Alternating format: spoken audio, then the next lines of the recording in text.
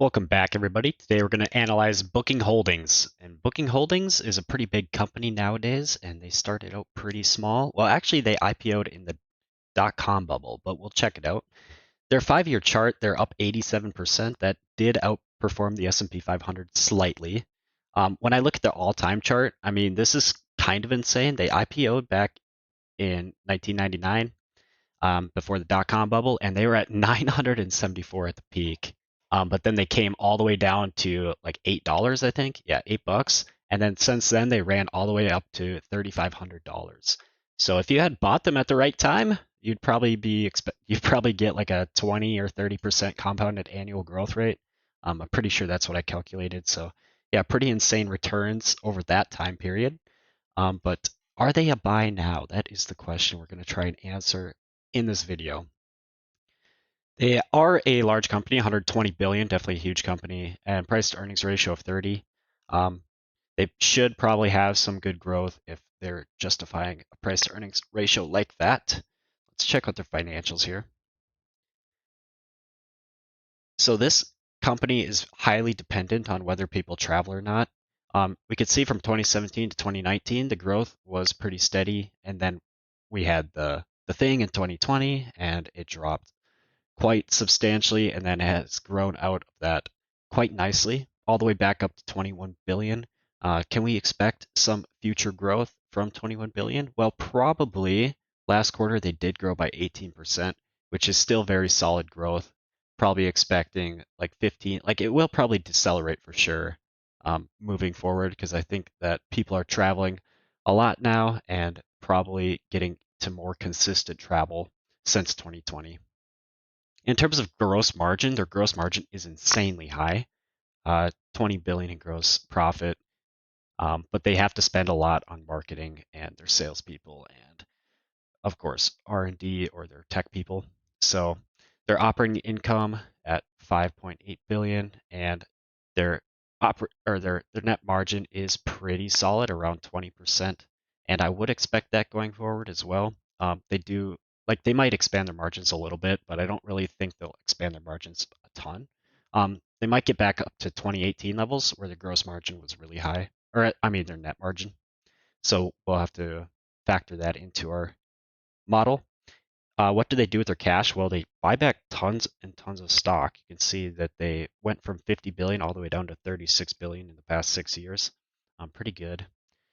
Let's check out their balance sheet. Their balance sheet is decent. We can see they have negative book value, but that's not really that concerning. What we are really concerned about is their net debt, and their net debt is 2.29 billion. Yeah, and so we'll have to put that into the model as well.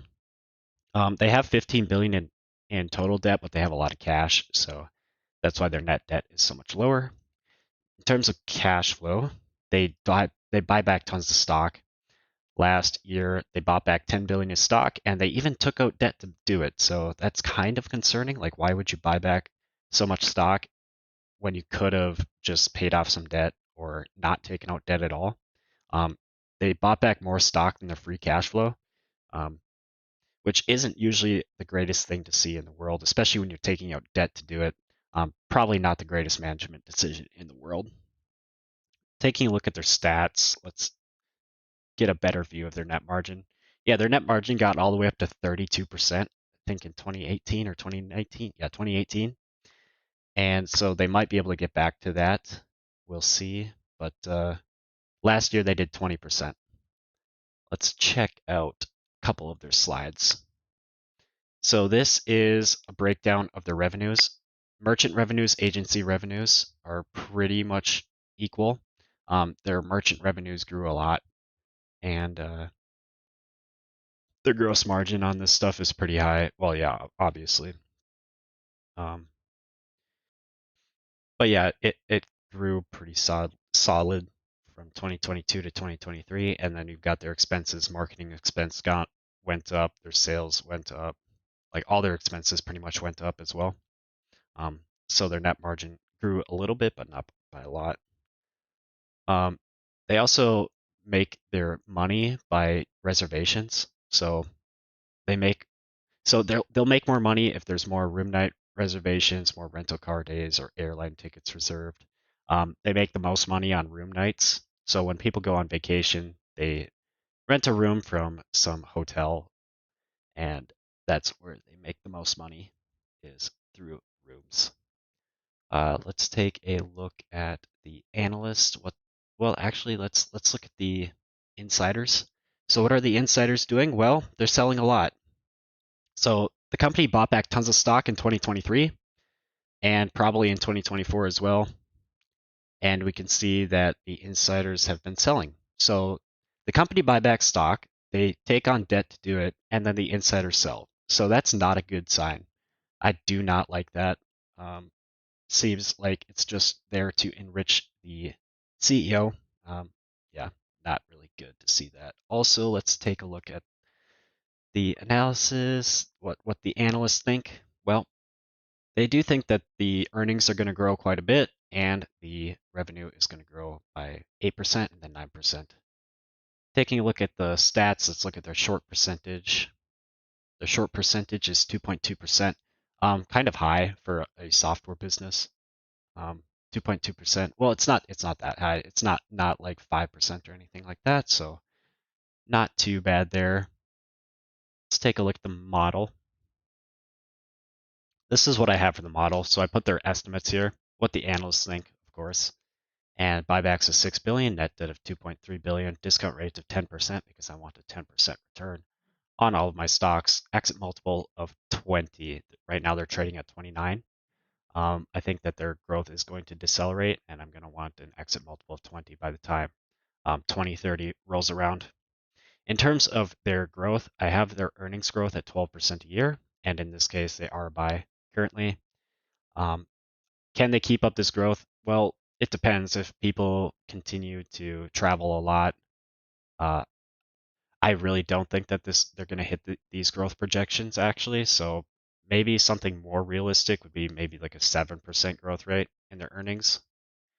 And in that case, they are trading around fair value right now. If we want to take a look at the revenue with margins, which I actually like this model a little bit more, um, the analysts are projecting a profit margin of 24%.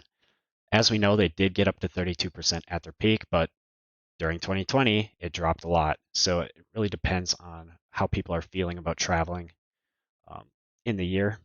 But overall, I would say that they can do 24% margins. And the revenue growth projecting forward is 9% going to 7%. I do think that this will level off at some point, probably around 5% they'll grow by, and maybe the profit margin will grow up to 30%. Maybe we grow it to 27, and then 28, and then 29, and maybe they exit at 30. Well, then we can see that they are buy. So there's a lot of different scenarios you can make where booking is a buy currently. So I definitely wouldn't bet against this company. They have really great margins. They are very profitable. They probably have growth going into the future. Um, Pretty much inevitably, as people become more rich and more people want to travel around, this company is going to do well. So yeah, that's what I think. I don't currently have a position in this, but it wouldn't be a bad idea. I don't think that this company is going to like drop quite substantially anytime soon, although I would rather buy on a dip.